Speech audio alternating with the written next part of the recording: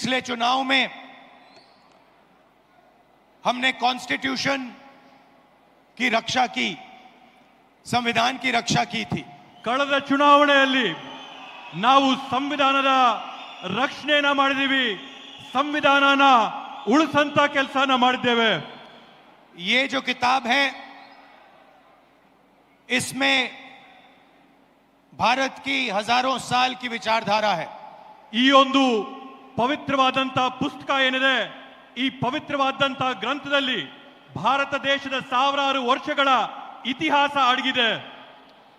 इसमें महात्मा गांधी, अंबेडकर जी, जवाहरलाल नेहरू, सरदार पटेल की आवाज गूंजती है। ಈ ಒಂದು ಪವಿತ್ರವಾದ ಗ್ರಂಥದಲ್ಲಿ ಮಹಾತ್ಮ ಗಾಂಧೀಜಿ ಅವರು, ಬಾಬಾ ಸಾಹೇಬ್ ಅಂಬೇಡ್ಕರ್ ಅವರು, ಜವಾಹರ್ಲಾಲ್ ನೆಹರೂಜಿ ಅವರು, ಸರ್ದಾರ್ ವಲ್ಲಭಭಾಯಿ ಪಟೇಲ್ ಅವರ ಧ್ವನಿ ಇದರಲ್ಲಿ ನಮಗೆ ಕೇಳಿ ಬರ್ತಾ ಇದೆ।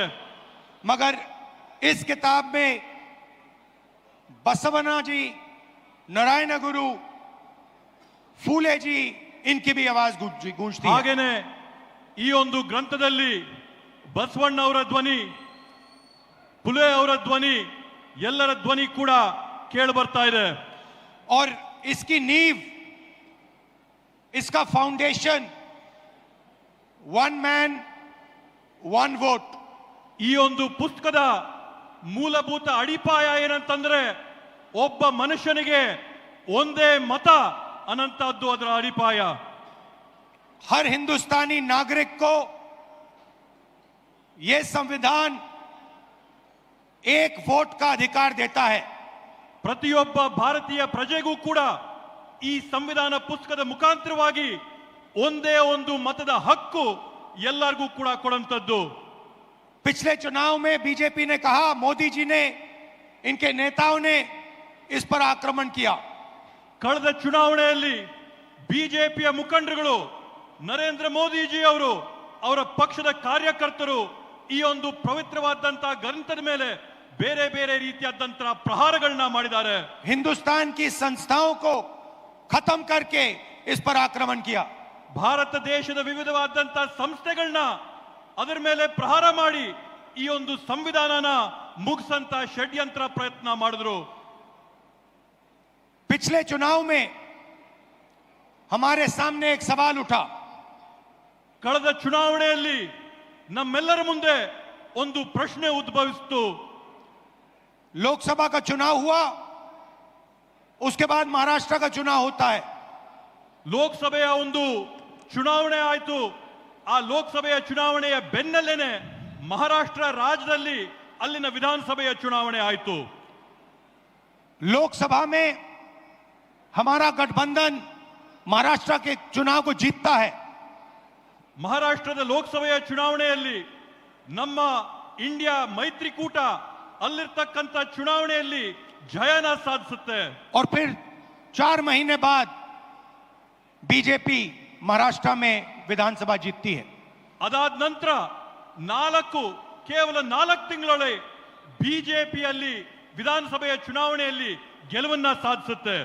आश्चर्यजनक नतीजा था। ಇವತ್ತು ಅದರ ಪರಿಣಾಮ ಏನಾಗಿದೆ? हमने पता लगाया तो पता लगा कि 1 करोड़ नए वोटरों ने वोट किया विधानसभा में। ಇವತ್ತು ನಾವು ಆ ಒಂದು ಫಲಿತಾಂಶದಲ್ಲಿ ಪತ್ತೆ ಹಚ್ಚಿದ್ದೇನಂತಂದ್ರೆ ವಿಧಾನಸಭೆಯ ಚುನಾವಣೆಯಲ್ಲಿ ಹೊಸದಾಗಿ 1 ಕೋಟಿ ಜನ ಮತದಾನ ಮಾಡಿದ್ದಾರೆ ಅಂತ ಹೇಳಿ। 1 करोड़ नए लोग जिन्होंने लोकसभा में अपना वोट नहीं डाला था, जादू से ये विधानसभा में वोट डालने निकल आए।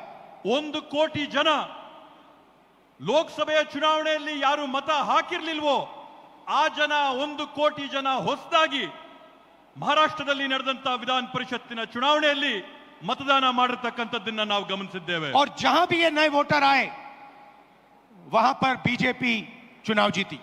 ಅದರ ನೇರವಾದಂತ ಪ್ರತಿಫಲ ಏನಾಗುತ್ತಂತಂದ್ರೆ ಆ ಚುನಾವಣೆಯಲ್ಲಿ ಬಿಜೆಪಿ ಪಕ್ಷ ಜಯನ ಸಾಧಿಸುತ್ತೆ। हमारे गठबंधन के वोट कम नहीं हुए।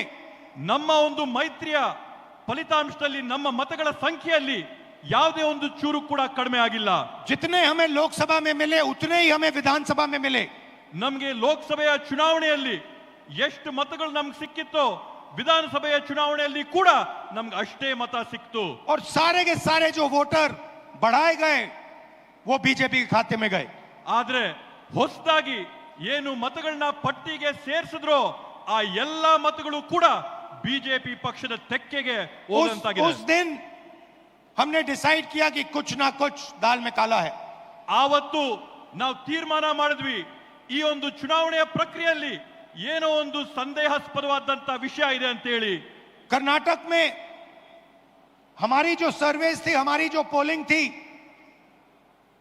हमें 16, 15 या 16 सीट दे रही थी. ನಮಗೆ ಕರ್ನಾಟಕ ರಾಜ್ಯದಲ್ಲಿ ಲೋಕಸಭೆಯ ಚುನಾವಣೆಯ ಸಂದರ್ಭದಲ್ಲಿ ನಾವು ನಡೆಸಿದಂತ ಆಂತರಿಕವಾದಂತ ಸಮೀಕ್ಷೆಯಲ್ಲಿ ಖಚಿತವಾಗಿ ನಮಗೆ 15ರಿಂದ 16 सीट ಬಂದೇ ಬರುತ್ತೆ ಅಂತ ವಿಶ್ವಾಸ ನಮಗಿತ್ತು. हमारी पोलिंग के मुताबिक 16 सीटों में हम आगे थे, हमें जीतना था. ನಮ್ಮ ಒಂದು ಆಂತರಿಕ ಸಮೀಕ್ಷೆ ಸ್ಪಷ್ಟವಾಗಿ ನಮ್ಗೆ ಹೇಳ್ತು ಕರ್ನಾಟಕ ರಾಜ್ಯದಲ್ಲಿ 16 ಲೋಕಸಭೆ ಸೀಟ್ಗಳನ್ನ ನಾವು ಗೆಲ್ಲೇಬೇಕಂತೇಳಿ. और हम जीते 9 में. ಆದ್ರೆ ನಮಗೆ ಫಲಿತಾಂಶ ಸಿಕ್ಕಿದಾಗ 9 ಗೆಲುವಾಗಿದ್ದು. तो हमने सवाल पूछने शुरू किए. ಆಗ ನಾವು ಪ್ರಶ್ನೆ ಮಾಡಕ್ಕೆ ಪ್ರಾರಂಭ ಮಾಡಿದ್ವಿ. क्या सचमुच हम ये सीटें हारे थे? ನಾವು ಎಲ್ಲ ಈ ರೀತಿಯಾದಂತ ಚುನಾವಣೆಗಳು ಈ ಕಾರಣದಿಂದಾನೇ ನಾವು ಸೋತಿದ್ದ. चुनाव आयोग से हम वोटर लिस्ट मांगते थे, electronic soft copy voter list की मांगते थे, वो मना कर देते. ನಾವು ಚುನಾವಣೆ ಆಯೋಗದಲ್ಲಿ ಮನವಿ ಮಾಡ್ತಾ ಇದ್ವಿ ನಮ್ಗೆ ಡಿಜಿಟಲ್ ಕಾಪಿ ಕೊಡ್ರಿ ನಮ್ಮ ಮತದಾರರ ಪಟ್ಟಿ ಅಂತ ಹೇಳಿ ಮನವಿ ಮಾಡಿದಂತ ಸಂದರ್ಭದಲ್ಲಿ ಯಾವಾಗ್ಲೂ ಕೂಡ ಚುನಾವಣೆ ಆಯೋಗ ಆ ಮನವಿನ ನಿರಾಕಾರ ಮಾಡ್ತಾ ಇತ್ತು. वीडियोग्राफी मांगी, उन्होंने नहीं दी और फिर कानून बदल दिया. ಅಂಕಿಯ ಮತದಾರರ ಪಟ್ಟಿನ ನಾವು ಮನವಿ ಮಾಡಿದ್ರೆ ಅದನ್ನ ನಿರಾಕಾರ ಮಾಡಿ ಅದನ್ನ ಬದಲಾಯಿಸಿಬಿಟ್ಟಿದ್ದಾರೆ. और फिर कहा कि 45 दिन के अंदर 45 दिन के बाद वीडियोग्राफी को रद्द खत्म कर देना चाहिए, डिस्ट्रॉय कर देना चाहिए. ಅದ್ರ ಜೊತೆಗೆ ಹೊಸ ಆದೇಶನ ಹೊರಡಿಸಿ ಚುನಾವಣಾ ಮತಗಟ್ಟೆಗಳಲ್ಲಿ ರೆಕಾರ್ಡಿಂಗ್ ಆದಂತ ವಿಡಿಯೋನ 45 ದಿನದ ಒಳಗಡೆ ಹಳಸಂತ ಕುತಂತ್ರನ ಮಾಡಿದ್ದಾರೆ. तो एक लोकसभा में हमने अपनी एनालिसिस शुरू की. ಆದ್ರಿಂದ ನಾವು ಒಂದು ಲೋಕಸಭಾ ಕ್ಷೇತ್ರದಿಂದ ನಮ್ಮ ವಿಶ್ಲೇಷಣೆನ ನಾವು ಪ್ರಾರಂಭ ಮಾಡಿದ್ವಿ. बैंगलोर सेंट्रल की लोकसभा और उसमें हमने एक विधानसभा चुनी, महादेवापुरा. ಬೆಂಗಳೂರು ಕೇಂದ್ರ ಬ್ಯಾಂಗ್ಳೂರ್ ಸೆಂಟ್ರಲಿನ ಲೋಕಸಭೆ ಕ್ಷೇತ್ರದಲ್ಲಿ ಒಂದು ವಿಧಾನಸಭೆಯ ಕ್ಷೇತ್ರವಾದಂತ ಮಹದೇವಪುರ ಕ್ಷೇತ್ರದ ಫಲಿತಾಂಶನ ನಾವು ವಿಶ್ಲೇಷಣೆ ಮಾಡಿದ್ವಿ. और आपने मेरा कल प्रेस कॉन्फ्रेंस देखा होगा, उसमें हमने 100% साबित कर दिया है कि इलेक्शन कमीशन और बीजेपी ने मिलकर आपसे कर्नाटका से लोकसभा चुराई है. ನೀವು ನಿನ್ನೆ ನಾನು ಮಾಡಿದಂತ ಪತ್ರಿಕಾಗೋಷ್ಠಿಯಲ್ಲಿ ನೋಡಿರ್ಬೋದು. ನಾವು ಆ ಪತ್ರಿಕಾಗೋಷ್ಠಿಯಲ್ಲಿ 100ಕ್ಕೆ 100 ಸಾಬೀತು ಮಾಡಿದೀವಿ ಚುನಾವಣೆ ಆಯೋಗ ಮತ್ತೆ ಬಿಜೆಪಿ ಪಕ್ಷ ಸೇರ್ಕೊಂಡು ಈ ಚುನಾವಣೆಯಲ್ಲಿ ಮಾಡಿರ್ತಕ್ಕಂಥ ಮೋಸನ. महादेवापुरा में 6.5 लाख वोट हैं असेंबली में. ಮಹದೇವಪುರ ಮತಕ್ಷೇತ್ರದಲ್ಲಿ 6.5 ಲಕ್ಷ ಮತಗಳಿವೆ. और उसमें से 1,250,000 वोट चोरी किए गए हैं. ಅದರಲ್ಲಿ 1,250,000 ಮತಗಳನ್ನ ಇವತ್ತು ಮತಗಳ್ಳತನ ಆಗಿದೆ ಅಂತ ಹೇಳಿ ಘಂಟಾಘೋಷವಾಗಿ ಹೇಳ್ತೀನಿ. मतलब 6 में से 1 वोट इन्होंने चोरी किया है. ಅದರ ಅರ್ಥ ಏನಂತಂದ್ರೆ 6 ಮತಗಳಲ್ಲಿ 1 ಮತನ ಇವ್ರು ಕಳ್ತನ ಮಾಡಿದಾರೆ ಅಂತ ಹೇಳಿ. 5 तरीके से चोरी की गई है. 5 ವಿಧಗಳಲ್ಲಿ ಈ ಮತಗಳ ಕಳ್ತನ ಆಗಿದೆ. डुप्लीकेट वोटर मतलब एक वोटर अनेक बार वोटिंग कर रहा है.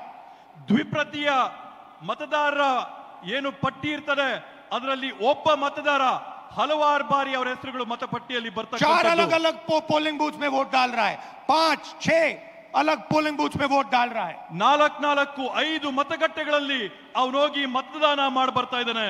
ऐसे तकरीबन 12,000 वोटर हैं. ಈ ರೀತಿಯಾದಂತದ್ದು ಸರ್ಸಮಾನವಾಗಿ 12,000 मतಗಳು ಇವತ್ತು ನಾವು ಕಂಡಿದ್ದೇವೆ. फेक एंड इनवैलिड एड्रेस मतलब इनका पता नहीं है या फिर 0 नंबर एड्रेस है। ನಕಲಿ ಆದಂತ ವಿಳಾಸಗಳಲ್ಲಿ ಅವರ ವಿಳಾಸ ಸಿಗದೇ ಇದ್ದಂತವರು ಈ ಪಟ್ಟಿಗಳಲ್ಲಿದ್ದಾರೆ। तकरीबन 40,000 ऐसे वोट हैं। ಹತ್ತತ್ರ 40,000 ಈ ರೀತಿಯಾಗಿ ವಿಳಾಸ ಸಿಗದೇ ಇದ್ದಂತ ಮತದಾರರು ನಾವು ಗುರುತಿಸಿದ್ದೇವೆ। बल्क वोटर एक एड्रेस में, ಒಂದೇ ವಿಳಾಸದಲ್ಲಿ ದೊಡ್ಡ ಸಂಖ್ಯೆಯಲ್ಲಿ ಮತದಾರರ ನೋಂದಣಿಯಾಗಿರ್ತಕ್ಕಂಥದ್ದನ್ನ ನಾವು ಗುರುತಿಡಿದ್ದೇವೆ। एक बेडरूम का घर है और उसमें 40-50 लोग रहते हैं।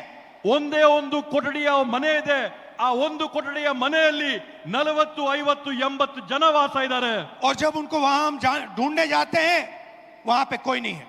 ಅಲ್ಲಿ ನಾವು ನಮ್ಮ ಜನನ ಕಳಿಸಿದಂತ ಸಂದರ್ಭದಲ್ಲಿ, ಅಲ್ಲಿ ನಾವು ಪರೀಕ್ಷೆ ಮಾಡಿದಂತ ಸಂದರ್ಭದಲ್ಲಿ ಅಲ್ಲಿ ನಮ್ಗೆ ಯಾರು ಕೂಡ ಸಿಗ್ಲಿಲ್ಲ। और घर का मालिक बीजेपी का लीडर। ಅಲ್ಲಿ ಯಾರಿದ್ದಾರೆ ಅಂತಂದ್ರೆ ಅಲ್ಲಿರ್ತಕ್ಕಂಥದ್ದು ಬಿಜೆಪಿ ಪಕ್ಷದ ಒಬ್ಬ ನಾಯಕ। इनवैलिड फोटोज 4000 वोट्स जिसमें फोटो है ही नहीं या इतनी छोटी फोटो है कि दिखाई नहीं देती। ಕೆಲವೊಂದು ಮತದಾರರ ಗುರುತಿನ ಚೀಟಿಯಲ್ಲಿ ಮತದಾರರ ಭಾವಚಿತ್ರನೇ ಸಿಕ್ಕಲ್ಲ। 4,000 ಈ ರೀತಿಯಾದಂತ ಪ್ರಕರಣಗಳನ್ನ ನಾವು ನೋಡಿದ್ದೇವೆ। और 34,000 तकरीबन 34,000 वोट जहां फॉर्म 6 को मिसयूज किया गया है। ಮತ್ತೆ ಅದರ ಜೊತೆಗೆ ವಿಶೇಷವಾಗಿ ಸುಮಾರು 32,000 ಪ್ರಕರಣಗಳಲ್ಲಿ ಮತದಾರರ ಪಟ್ಟಿಯಲ್ಲಿ ನಮೂನೆ 6ರಲ್ಲಿ ಏನು ನೂತನವಾಗಿ ಮತನ ಹಾಕೋಬೇಕೋ ಅದರಲ್ಲಿ ನಾವು ಅವ್ಯವಹಾರ ಕಂಡಿದ್ದೇವೆ। फॉर्म 6 फर्स्ट टाइम वोटर्स के लिए होती है। ನಮೂನೆ 6 ಏನಿರುತ್ತೆ ಚುನಾವಣೆಯ ಪ್ರಕ್ರಿಯೆಯಲ್ಲಿ ಅದು ನೂತನವಾಗಿ ಮತದಾನ ಮಾಡೋರ್ಗೋಸ್ಕರ ಮೀಸಲು ಮಾಡಿರ್ತಕ್ಕಂಥ ನಮೂನೆ। 34,000 ऐसे लोग हैं जिनकी आयु किसी की 90 साल, किसी की 80, 81, 82।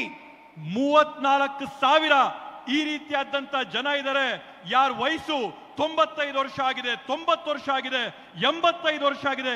ಈ ರೀತಿಯಾದಂತ 34,000 ಜನ ಅಲ್ಲಿದ್ದಾರೆ। इस प्रकार से 1 लाख वोट इलेक्शन कमीशन और बीजेपी ने चोरी किया है। ಈ ರೀತಿಯಲ್ಲಿ ಈ ಮಾದರಿಯಲ್ಲಿ ಬಿಜೆಪಿ ಪಕ್ಷ ಮತ್ತೆ ಚುನಾವಣೆ ಆಯೋಗ 1 ಲಕ್ಷ ಮತಗಳ ಕಳ್ತನನ ಮಾಡಿರ್ತಕ್ಕಂಥದ್ದು ನಾವು ನೋಡಿದ್ದೇವೆ। डुप्लीकेट वोटर्स में एक व्यक्ति कर्नाटक में वोट देता है, उसके बाद उत्तर प्रदेश में वोट देता है। ನಕಲಿ ಮತದಾರರ ಪಟ್ಟಿಯಲ್ಲಿ ನಾವು ನೋಡಿದೀವಿ, ನಕಲು ಮಾಡಿಕೊಂಡು ಒಬ್ಬೇ ಮತದಾರನು ಕರ್ನಾಟಕ ರಾಜ್ಯದಲ್ಲಿ ಮತ ಹಾಕ್ತಾನೆ, ಮಹಾರಾಷ್ಟ್ರದಲ್ಲಿ ಮತ ಹಾಕ್ತಾನೆ, यूपी राज्यದಲ್ಲಿ ಮತ वोट ಹಾಕ್ತಾನೆ। देने का अधिकार उसको बेंगलोर में है, लखनऊ में है, वाराणसी में है, अलग अलग जगह देश में ये लोग वोट डालने के लिए ऑथराइज्ड हैं। ಮತದಾನ ಮಾಡಂತ ಹಕ್ಕು ಈ ವ್ಯಕ್ತಿಗೆ ಬೆಂಗಳೂರಿನಲ್ಲಿದೆ, ಲಕ್ನೌನಲ್ಲಿದೆ, ವಾರಣಾಸಿನಲ್ಲಿದೆ। ಈ ದೇಶದ ವಿವಿಧ ಭಾಗಗಳಲ್ಲಿ ಮತದಾನ ಮಾಡಂತ ಹಕ್ಕನ್ನ ಈ ವ್ಯಕ್ತಿ ಕೊಟ್ಟಿದ್ದಾರೆ। मुझसे इलेक्शन कमीशन एफिडेविट मांगता है। ನನ್ನ ಹತ್ರಿಂದ ಇವತ್ತು ಚುನಾವಣೆ ಆಯೋಗ ಪ್ರಮಾಣ ಪತ್ರ ಕೇಳ್ತಾ ಇದ್ದಾರೆ। मुझसे कहता है कि मुझे ओथ लेना है।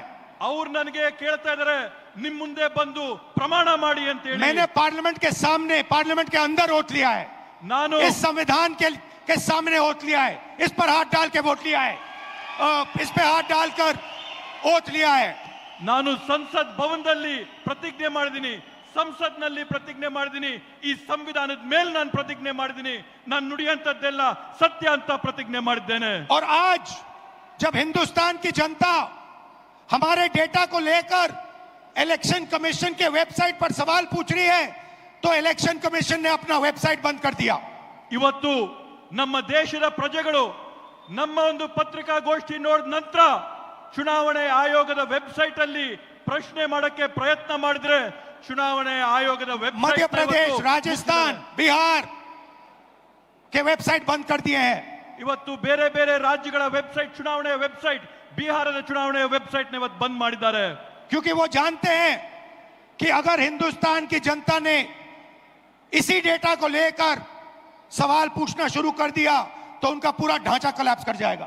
ಯಾಕಂತಂದ್ರೆ ಅವ್ರಿಗೆ ಮನವರಿಕೆ ಆಗಿದೆ, ಭಾರತ ದೇಶದ ಪ್ರಜೆಗಳು ಈ ಒಂದು ವಿಷಯನ ಕೇಳಿಕೊಂಡು ಪ್ರಶ್ನೆ ಮಾಡಕ್ಕೆ ಪ್ರಾರಂಭ ಮಾಡಿದ್ರೆ ಅವರ ಒಂದು ನಾಟಕ ಏನ್ ನಡೀತಾ ಇದೆ ಆ ನಾಟಕ ಮುಗಿದೋಗುತ್ತೇನಂತ ಭಯ ಇವತ್ತು ಅವ್ರಿಗೆ ಬಂದಿದೆ।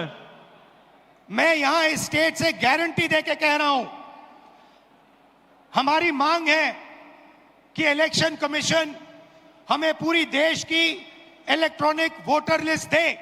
ನಾನು ಈ ವೇದಿಕೆ ಮುಖಾಂತರವಾಗಿ ಚುನಾವಣೆ ಆಯೋಗಕ್ಕೆ ಮಾಡಿದಂತ ಮನವಿ ಏನಂತಂದ್ರೆ ಈ ದೇಶದಲ್ಲಿರ್ತಕ್ಕಂಥ ಎಲ್ಲ ಚುನಾವಣೆಯ ಪಟ್ಟಿಗಳನ್ನ ನಮಗೆ ಎಲೆಕ್ಟ್ರಾನಿಕ್ ಫಾರ್ಮ್ ಅಲ್ಲಿ ಡಿಜಿಟಲ್ ಫಾರ್ಮ್ ಅಲ್ಲಿ ಕೊಡಿ ಅಂತ ಹೇಳಿ वीडियोग्राफी के रिकॉर्ड्स दे। ಇವತ್ತೇನು ನೀವು ರೆಕಾರ್ಡಿಂಗ್ ಮಾಡ್ತೀರಾ ಮತಗಟ್ಟೆಗಳಲ್ಲಿ ಆ ರೆಕಾರ್ಡಿಂಗ್ ಮಾಡಿದಂತ ಮಾಹಿತಿನ ನಮಗೆ ಕೊಡಿ ಅಂತ ಹೇಳಿ और अगर ये हमें देंगे तो हम ये साबित कर लेंगे कि सिर्फ एक सीट नहीं चोरी हुई है।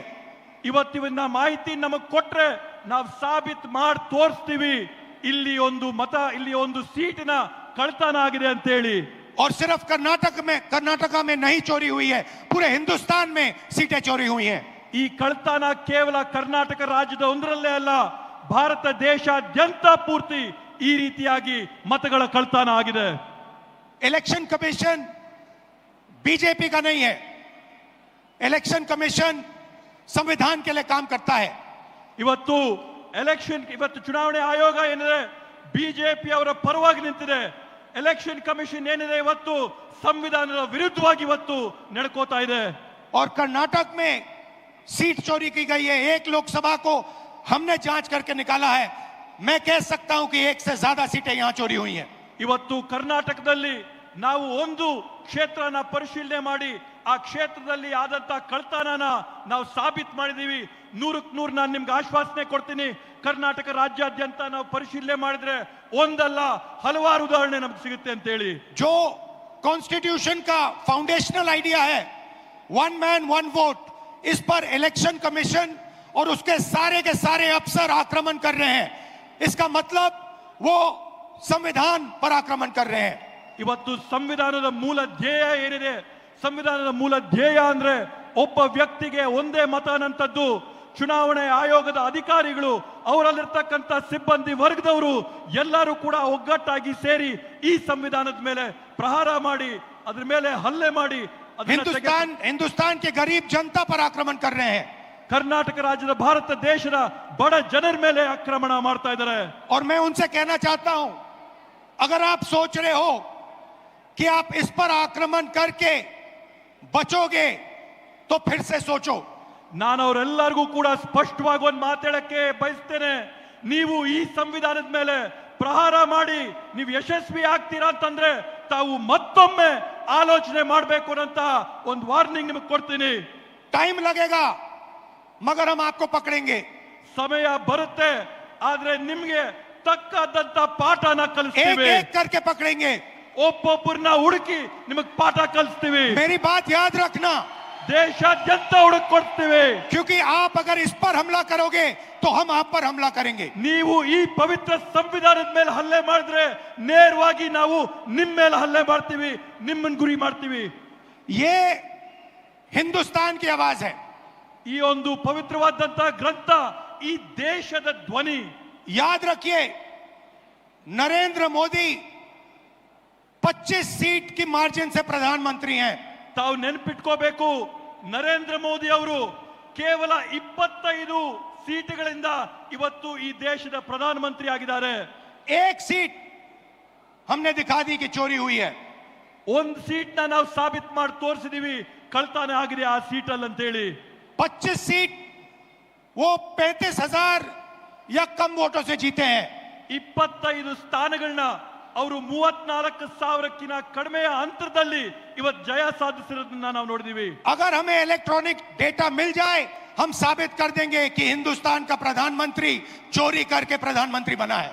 ಇವತ್ತು ನಮಗೆ ಸರಿಯಾದಂತ ಮಾಹಿತಿ ಕೊಟ್ರೆ ನಾವು ಸಾಕ್ಷಿಯಾಗಿ ತೋರಿಸ್ತೀವಿ ಈ ದೇಶದ ಪ್ರಧಾನಮಂತ್ರಿ ಕಳ್ತನ ಮಾಡಿ ಪ್ರಧಾನಮಂತ್ರಿ ಆಗಿರ್ತಕ್ಕಂಥ। पूरे देश को यह सवाल पूछना चाहिए कि इलेक्शन कमीशन इलेक्ट्रॉनिक डेटा और वीडियोग्राफी क्यों नहीं दे रहा है। ಇವತ್ತು ಪೂರ್ತಿ ದೇಶ ಒಕ್ಕೊರಲಿನಿಂದ ಪ್ರಶ್ನೆ ಮಾಡಬೇಕಾಗಿದೆ, ಚುನಾವಣೆ ಆಯೋಗ ಡಿಜಿಟಲ್ ರೆಕಾರ್ಡ್ ನ ಮತ್ತೆ ರೆಕಾರ್ಡಿಂಗ್ಗಳನ್ನ ವಿಡಿಯೋ ರೆಕಾರ್ಡಿಂಗ್ ನ ಯಾಕೆ ಕೊಡ್ತಾ ಇಲ್ಲ ಅಂತ ಹೇಳಿ। मैं लीडर ऑफ ऑपोजिशन हूं मगर मैं अकेला नहीं बोल रहा हूं। ನಾನು ವಿರೋಧ ಪಕ್ಷದ ನಾಯಕನಾಗಿರ್ಬೋದು, ಆದ್ರೆ ನಾನು ಒಬ್ಬೊಂಟಿಗನಾಗಿ ಮಾತಾಡ್ತಾ ಇಲ್ಲ। हिंदुस्तान की सारी राजनीतिक ऑपोजिशन की पार्टियां ये सवाल पूछ रही हैं। ಈ ದೇಶದ ಎಲ್ಲ ರಾಜಕೀಯ ಪಕ್ಷಗಳು ಕೂಡ ನಮ್ಮ ಜೊತೆ ನಿಂತು ಇದನ್ನ ಪ್ರಶ್ನೆ ಮಾಡ್ತಾ ಇದ್ದಾರೆ। और इलेक्शन कमीशन को एकदम ये डेटा हमारे हवाले कर देना चाहिए। ಅದೇ ರೀತಿಯಲ್ಲಿ ಚುನಾವಣಾ ಆಯೋಗ ಈ ಕೂಡಲೇನೆ ಈ ಎಲ್ಲಾ ಮಾಹಿತಿಗಳನ್ನ ಬಹಿರಂಗ ಪಡಿಸಬೇಕು ಅಂತ ಹೇಳ್ತೇನೆ। कर्नाटक में जो हमने डेटा निकाला है वो एक क्राइम का एविडेंस है। ಕರ್ನಾಟಕ ರಾಜ್ಯದಲ್ಲಿ ನಾವು ತೆಗೆದಿರ್ತಕ್ಕಂತ ಮಾಹಿತಿ ಒಂದು ದೊಡ್ಡ ಕುತಂತ್ರದ ಸಾಕ್ಷಿಯ ಗುಡ್ಡ ಆಗಿ ನಿಂತಿದೆ। 6 महीने लगे हमें उस डेटा को निकालने के लिए। 6 ತಿಂಗಳಿನ ಕಾಲಾವಧಿ ಆಗಿದೆ ನಮ್ಗೆ ಆ ಮಾಹಿತಿನೆಲ್ಲ ಸಂಗ್ರಹ ಮಾಡೋದಕ್ಕೋಸ್ಕರ। इतना बड़ा कागजों की फाइल थी। 7 ಅಡಿ ಎತ್ತರದ ಕಾಗದಗಳ ಪತ್ರಗಳ ಪೇಪರ್ಗಳನ್ನ ಇವತ್ತು ನಾವು ಪರಿಶೀಲನೆ ಮಾಡಿದ್ದೇವೆ। एक फोटो को लाखों फोटो के सामने कंपेयर किया है। ಒಂದು ಭಾವಚಿತ್ರನ ಲಕ್ಷಾಂತರ ಭಾವಚಿತ್ರಗಳ ಜೊತೆಗೆ ಹೋಲಿಕೆ ಮಾಡಿದ್ದೇವೆ ನಾವು। हर एक नाम को चेक किया है। ಪ್ರತಿಯೊಂದು ಹೆಸರನ್ನ ನಾವು ಪರಿಶೀಲನೆ ಮಾಡಿದ್ದೇವೆ। और हम मानते हैं कि हिंदुस्तान का पूरा जो डेटा है, इलेक्शन का डेटा है, वो एविडेंस है। ಇವತ್ತು ನಾವು ಹೇಳ್ತೀವಿ ಭಾರತ ದೇಶದಲ್ಲಿ ನಡೆದಿರ್ತಕ್ಕಂಥ ಚುನಾವಣೆಗಳಲ್ಲಿ ಇರ್ತಕ್ಕಂಥ ಮತಪಟ್ಟಿಗಳು ಇದಕ್ಕೆ ಸಾಕ್ಷಿಯಾಗಿವೆ। ಪ್ರತಿಯೊಂದು ಈ और अगर उसको किसी ने डिस्ट्रॉय किया तो वो एविडेंस को डिस्ट्रॉय कर रहा है। ಇವತ್ತು ನಾವು ಯಾರನ್ನೇ ಪ್ರಶ್ನೆ ಮಾಡಿದ್ರು ಕೂಡ ಅವರು ಈ ಸಾಕ್ಷಿನ ನಾಶ ಮಾಡಂತ ಕುತಂತ್ರದಲ್ಲಿದ್ದಾರೆ। और उस क्राइम को आगे बढ़ा रहा है।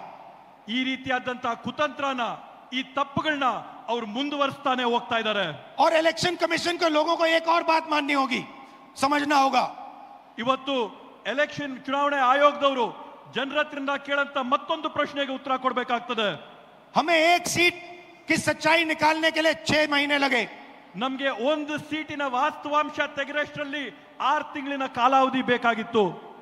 मगर अगर आपने हमें डेटा नहीं दिया तो हम ये काम एक नहीं 10, 15, 20, 25 सीटें में भी कर सकते हैं। ನೀವೇನಾದ್ರೂ ನಮ್ಗೆ ಈ ಮಾಹಿತಿನ ಕೊಟ್ಟಿಲ್ಲ ಅಂದ್ರೆ ನೇರವಾಗಿ ನಾವು ನಿಮ್ಗೆ ಹೇಳ್ತಾ ಇದೀವಿ, ಒಂದು ಕ್ಷೇತ್ರ ಅಲ್ಲ 5, 10, 15, 25 ಕ್ಷೇತ್ರಗಳಲ್ಲಿ ನಾವು ಈ ಮಾಹಿತಿನ ಸಂಗ್ರಹ ಮಾಡಿ ಬಹಿರಂಗ ಮಾಡ್ತೀವಿ। पेपर कॉपियां हैं हमारे पास। ನಮ್ಮ ಹತ್ರ ಮಾಹಿತಿ ಇದೆ ಇದ್ರ ಬಗ್ಗೆ। आप छुपा नहीं सकते। ನೀವು ಇದನ್ನ ಯಾವುದೇ ಕಾರಣಕ್ಕೂ ಬಚ್ಚಿಡಕ್ಕಾಗಲ್ಲ, ಮುಚ್ಚಿಡಕ್ಕಾಗಲ್ಲ। और आप छुप नहीं सकते। ನೀವು ಸುಮ್ಮನೆ ಕೂಡ ಇರಕ್ ಸಾಧ್ಯವಿಲ್ಲ। एक ना एक दिन आपको ऑपोजिशन का सामना करना पड़ेगा। ಒಂದಲ್ಲ ಒಂದಿನ ನೀವು ವಿರೋಧ ಪಕ್ಷಗಳನ್ನ ಎದುರಿಸಲೇಬೇಕಾಗುತ್ತೆ ಅಂತ ಹೇಳ್ತೀನಿ ಈ ಸಂದರ್ಭದಲ್ಲಿ। हर ऑफिसर को और इलेक्शन कमिश्नर को यह बात अच्छी तरह समझ लेनी चाहिए। ಚುನಾವಣೆ ಆಯೋಗದ ಪ್ರತಿಯೊಬ್ಬ ಅಧಿಕಾರಿಗೆ, ಅವರ ಮುಖ್ಯಸ್ಥರಿಗೆ, ಪ್ರತಿಯೊಬ್ಬರಿಗೂ ಕೂಡ ಈ ವಿಷಯ ಮನವರಿಕೆ ಆಗಬೇಕು ಅಂತ ಹೇಳ್ತೀನಿ। यहाँ पे एक लोकसभा चोरी की गई है। ಇಲ್ಲೇ ಒಂದು ಚುನಾವಣೆಯ ಫಲಿತಾಂಶನ ಕಳ್ತನ ಮಾಡಿದಂತಾಗಿದೆ। ये एक क्रिमिनल एक्ट है, कर्नाटक की जनता के खिलाफ एक क्रिमिनल एक्ट है। ಇದು ಕರ್ನಾಟಕ ರಾಜ್ಯದ ಜನತೆಯ ವಿರುದ್ಧವಾಗಿ ಇದೊಂದು ದೊಡ್ಡ ಅಪರಾಧವಾಗಿ ನಿಂತಿದೆ। ಅಪರಾಧ ಮಾಡಿದ್ದಾರೆ ಇವತ್ತು ಕರ್ನಾಟಕದ ವಿರುದ್ಧವಾಗಿ। कर्नाटका की सरकार को इस क्राइम का इन्वेस्टिगेशन करना चाहिए और एक्शन लिया जाना चाहिए। ಕರ್ನಾಟಕ ರಾಜ್ಯ ಸರ್ಕಾರ ಈ ಒಂದು ಅಪರಾಧದ ವಿರುದ್ಧವಾಗಿ ತನಿಖೆ ನಡೆಸಬೇಕು, ಜನಕ್ಕೆ ನ್ಯಾಯ ಕೊಡಿಸಬೇಕು ಅಂತ ಈ ಸಂದರ್ಭದಲ್ಲಿ ಹೇಳ್ತೇನೆ। ये जो इलेक्शन कमीशन के ऑफिसर्स हैं जिन्होंने 1000, 10,000, 15,000 लोगों को, फेक लोगों को वोटर लिस्ट में डाला है, इनसे सवाल पूछना चाहिए। ಇವತ್ತು ಯಾವ ಚುನಾವಣೆ ಅಧಿಕಾರಿಗಳಿದ್ದಾರೆ, ಯಾರು ಸೇರ್ಕೊಂಡು 5,000, 10,000, 15,000 ಮತಗಳನ್ನ ಇವತ್ತು ಮತದಾರರ ಪಟ್ಟಿಗೆ ಸೇರಿಸಿದ್ದಾರೆ, ಅವರೆಲ್ಲರನ್ನೂ ಕೂಡ ಇವತ್ತು ಪ್ರಶ್ನೆ ಮಾಡಬೇಕಾಗಿದೆ। और महादेवापुरा की सच्चाई निकालनी चाहिए। ಮತ್ತೆ ಮಹದೇವಪುರ ಚುನಾವಣೆಯಲ್ಲಿ ನಡೆದಂತ ವಾಸ್ತವಾಂಶನ ಹೊರಗೆ ತೆಗಿಬೇಕಾಗಿದೆ। मैं आप सबका दिल से धन्यवाद करता हूं कि आप कांग्रेस पार्टी के कार्यकर्ता, जिनके खून में इस संविधान का डीएनए। ನಾನು ಮತ್ತೊಮ್ಮೆ ತಮ್ಮೆಲ್ಲರಿಗೂ ಕೂಡ ಮನಸ್ಪೂರ್ವಕವಾದಂತ ಧನ್ಯವಾದ ಹೇಳಕ್ ಬಯಸ್ತೇನೆ। ಕಾಂಗ್ರೆಸ್ ಪಕ್ಷದ ಕಾರ್ಯಕರ್ತರಾದಂತ ತಾವೆಲ್ಲರೂ ಕೂಡ ತಮ್ಮ ರಕ್ತಗತವಾಗಿ ರಕ್ತದಲ್ಲಿ ಸಂವಿಧಾನದ ಡಿಎನ್ಎ ತಮ್ಮೆಲ್ಲರಲ್ಲಿ ಕೂಡ ಇದೆ ಅಂತ ಹೇಳಿ आपको याद होगा कि कर्नाटका की सरकार चोरी की गई थी। ತಮಗೂ ಕೂಡ ನೆನಪಿರಬಹುದು, ಈ ಹಿಂದೆ ಕರ್ನಾಟಕ ರಾಜ್ಯದ ಸರ್ಕಾರನ ಕೂಡ ಕಳ್ತನ ಮಾಡಿದ್ದಂತದ್ದು। पैसा देकर चोरी की गई थी। ಕಾಸುಗಳನ್ನ ಕೊಟ್ಟು, ಹಣ ಕೊಟ್ಟು ಸರ್ಕಾರ ಕಳ್ತನ ಆಯ್ತು। और मैं आपसे अब कह रहा हूं 100% सबूत के साथ कि लोकसभा में भी आपसे चोरी की गई है। ನಾನು ಮತ್ತೊಮ್ಮೆ ತಮ್ಗೆ ಹೇಳ್ತಾ ಇದ್ದೀನಿ, ನೂರಕ್ಕೆ ನೂರು ವಿಶ್ವಾಸದೊಂದಿಗೆ ಹೇಳ್ತಾ ಇದ್ದೀನಿ, ಸಾಕ್ಷಿ ಆಧಾರದ ಜೊತೆ ಹೇಳ್ತಾ ಇದ್ದೀನಿ, ಲೋಕಸಭೆಯ ಚುನಾವಣೆ ಕೂಡ ಕಳ್ತನ ಆಗಿದೆ ಅಂತ ಹೇಳಿ. बीजेपी की विचारधारा इस संविधान के खिलाफ है ಬಿಜೆಪಿ ಅವರ ತತ್ವ ಸಿದ್ಧಾಂತ ಈ ಸಂವಿಧಾನದ ವಿರೋಧವಾಗಿದೆ. और ये हिंदुस्तान के गरीब लोगों का, किसानों का, मजदूरों का, छोटे व्यापारियों का हथियार है. ಇವತ್ತು ಈ ಸಂವಿಧಾನ ಈ ದೇಶದಲ್ಲಿರ್ತಕ್ಕಂಥ ಬಡವರು, ಕಾರ್ಮಿಕರು, ರೈತರು, ಕೂಲಿ ವರ್ಗದವರು ಇವರೆಲ್ಲರ ರಕ್ಷಣೆಗಿರ್ತಕ್ಕಂಥದ್ದು ಈ ಒಂದು ಪವಿತ್ರ ಪುಸ್ತಕ ಮಾತ್ರ. और हर कांग्रेस पार्टी का कार्यकर्ता और नेता इसकी रक्षा करेगा. ಮತ್ತೆ ಪ್ರತಿ ಕಾಂಗ್ರೆಸ್ ಪಕ್ಷದ ನಾಯಕರುಗಳು, ಮುಖಂಡರುಗಳು, ಕಾರ್ಯಕರ್ತರು ತಾವೆಲ್ಲರೂ ಕೂಡ ಇದರ ರಕ್ಷಣೆಯನ್ನ ಮಾಡಬೇಕು ಅಂತ ಮನವಿ ಮಾಡ್ತೀನಿ.